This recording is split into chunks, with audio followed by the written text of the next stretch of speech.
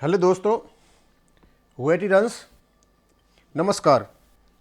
जैसा कि आपको पता है कि जैसे ही OROP-2 की पेंशन आई, फिगर्स आई, तो JCOOR में एक प्रकार की भगदड़ सी मच गई और पता चला कि जो JCOR की जो पेंशन थी वो इस प्रपोर्शन में नहीं बढ़ी जिस प्रपोर्शन में ऑफिसर्स की बढ़ाई गई थी। सबसे बड़ा दुख ये हुआ जो कम सर्विस में रिटायरमेंट होते थे आर्मी की सर्विस करके, उनको फ़ायदा नहीं हुआ, और जो अपनी 60 साल की सर्विस पूरी करके आ रहे थे उनको बहुत ज़्यादा फ़ायदा हुआ।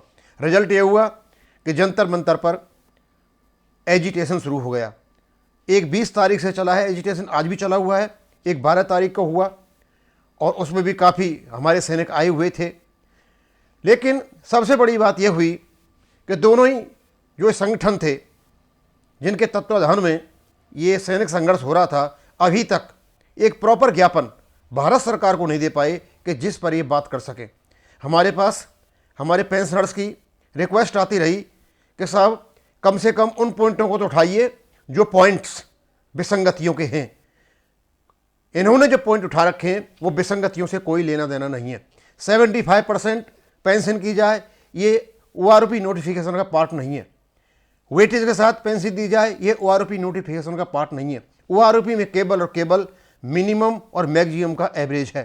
हमने आपको बताया था कि हमने बहुत लेटर इनको लिखे हैं और खास कर जो OROP की विसंगतियां हैं हमें परिलक्षित होती हैं कि इसमें MACP को 2006 से पहले वालों को नहीं देना। टेबल नंबर 8 जिसको 1/1/2016 से लागू कर दिया गया। ऑनरेरी नायब सर का 631 सर्कुलर लागू नहीं करना। ऑनरेरी लेफ्टिनेंट और कैप्टन को उस लेवल से नोशनल नहीं देना जिस लेवल से इन्होंने मेजर को दिया है कॉन्स्टेंटली 12%। और जो नायब सूबेदार का 7 CPC में जो शॉर्ट फिक्सेशन हुआ उसकी वजह से उनको OROP-2 की फिगर कम हुई। और सबसे बड़ी बात यह थी जब इनके मिनिमम जो मल्टीप्लिकेशन फैक्टर्स निकाले गए तो ऑफिसर्स के और जवानों के लगभग बराबर थे PVR के, लेकिन ऑफिसर्स को फायदा हुआ और उनको कम हुआ। हमने एक लेटर भारत सरकार को लिखा है, ऑनरेबल प्राइम मिनिस्टर को, डिफेंस मिनिस्टर को, डिफेंस सेक्रेटरी को, DSW को। उसमें हमारे 6 पॉइंट हैं जो अभी मैंने बताए हैं। उनमें से एक पहले पॉइंट को मैं अभी ले रहा हूं, MACP का पॉइंट मैं आपको बता रहा हूं उसमें हमने क्या लिखा है, और दूसरे पॉइंटों के लेटर सेपरेटली हम लिख चुके हैं। और हमने एक कलेक्टिव लेटर्स 6 के 6 पॉइंट हमने एक साथ भी लेटर लिखा है, वो जल्दी ही आपको AFPI की साइट पर मिल जाएगा। सबसे पहले यह था MACP पॉइंट नंबर 1। सबसे पहले हमने लिया है कि OROP नोटिफिकेशन की सबसे बड़ी यदि विसंगति है तो वो MACP की है। आज 2018 में जो सिपाही रिटायरमेंट हो रहे हैं वो MACP लेकर के हो रहे हैं। अब सिपाही जो उससे पहले रिटायर हो गए 2006 से पहले, 17 साल का सिपाही 2006 से पहले और 17 साल का सिपाही जो 2018 में हो रहा है ये MACP ले रहा है। पीछे वाले को तुम MACP नहीं दोगे तो फिर तुम सिपाही की पेंशन पीछे वालों को कैसे दोगे? उसको समझने के लिए हमें जरूरी है कुछ उनकी परिभाषाएं समझना। तो इन्होंने 4 जनवरी 2023 को नोटिफिकेशन निकाला। उनमें यह था इनका, the undersigned is directed to refer to the provisions contain in para 3/5 of this. Ministry's letter number दे रखा है मैंने, regarding refixation of pension of defence force personnel under OROP in future every 5 years. ये वहां से ले रखा है मैंने, ये दिया है। अब इनकी 7/11/2015 के उसमें डेफिनेशन क्या आती है और सारी की सारी विसंगति यदि आप इसको पढ़ोगे तो यहीं से निकल करके आ जाएगी और पता चल जाएगा कि इन्होंने किया क्या। OROP implies that the uniform pension be paid to the defense force personnel retiring in the same rank with the same length of service regardless of their date of retirement, which implies bridging the gap between the rates of pension of current or past pensioners at periodic intervals। बड़ा स्पष्ट दे रखा है, same rank same length of service. अब rank कौन कौन सी हैं? Rank हमारे यहाँ पर बताएंगे, हमने कुछ क्वेश्चन डाले इनको और हम बताएंगे कि इस जो परिभाषा जो दे रखी है क्या उस परिभाषा के अनुसार इन्होंने OROP-2 में पेंशन दी है। तो हमने कुछ क्वेश्चंस डाले हैं और पूछे हैं कि आप बताइए हमें ये क्या है। तो हमने पहला क्वेश्चन ये था, what are the ranks in the army. Army में कौन कौन सी रैंक हैं? सिपाही है, नायक है, हवलदार है, नायब सूबेदार है, सूबेदार मेजर है, इक्विवेलेंट्स इन द एयरफोर्स और नेवी में है। यही रैंक हैं, इनके अलावा कोई रैंक नहीं है। ऊपर ये कहते हैं रैंक वाइज और length wise. Next, which rank is equal to sipahi ACP2। सिपाही ACP2 के बराबर कौन सी रैंक है? हम यहां पर रैंक की बात कर रहे हैं, हम बेनिफिट्स की बात नहीं कर रहे। सिपाही ACP2 के बराबर सिपाही ही है। इसका मतलब 2018 का सिपाही और 2006 से पहले का सिपाही, उनकी एक ही रैंक है, चाहे वो 17 साल का है और चाहे 18 साल का, रैंक नहीं बदली है।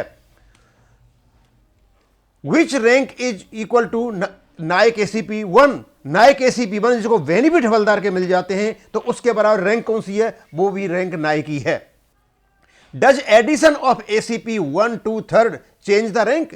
क्या रैंक के साथ में ACP1, ACP2 और ACP3 लगाने से क्या रैंक बदल जाता है? रैंक नहीं बदलता, क्योंकि इनकी डेफिनेशन में केवल रैंक दे रखा है। इन्होंने ये नहीं कह रखा है कि सिपाही जो ACP1 और ACP2 ACP3 लगा है उसकी पेंशन सिपाही को नहीं जाएगी, ऐसा नहीं कह रखा है, केवल इन्होंने रैंक की बात की है। उसके बाद does addition of ACP1 to 3rd change the rank? नहीं बदलता है।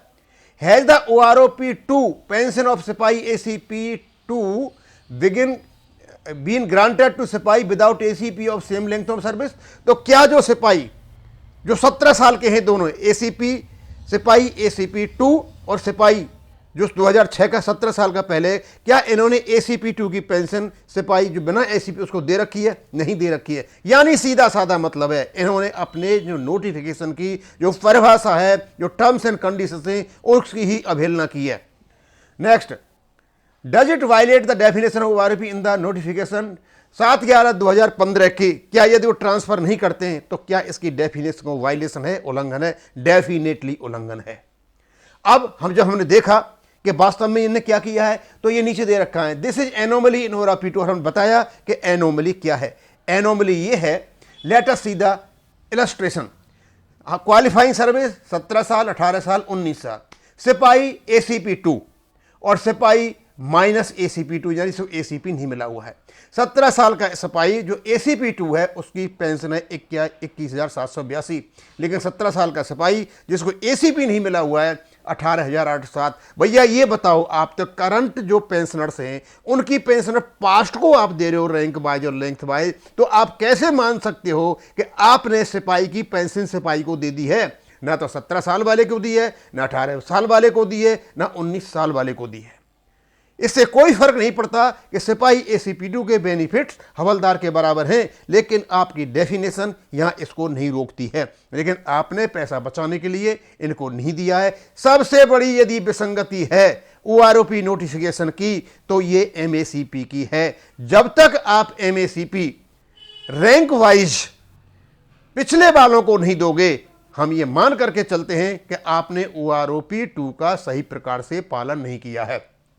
फिर है, the illustration shows violation of definition contain in notification 7/11/2015 and the same inconsistency perceptible in other similar areas with other ranks.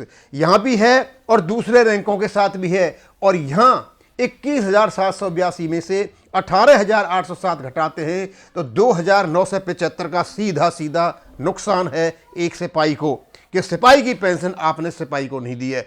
अब मैं यहां जो 2006 से पहले के सिपाही हैं, यदि आप में से कुछ लोग मिलकर के केस भी कर देंगे कि सिपाही की पेंशन सिपाही को दिया जाए, 7/11/2015 को नोटिफिकेशन को प्रॉपर तरीका से लागू किया, ऑनर किया जाए उसको, तो आप निश्चित समझ लीजिए कि आपको कोई भी नहीं रोक सकता ये पेंशन लेने से। इवन आपको माननीय सुप्रीम कोर्ट को भी देना पड़ेगा।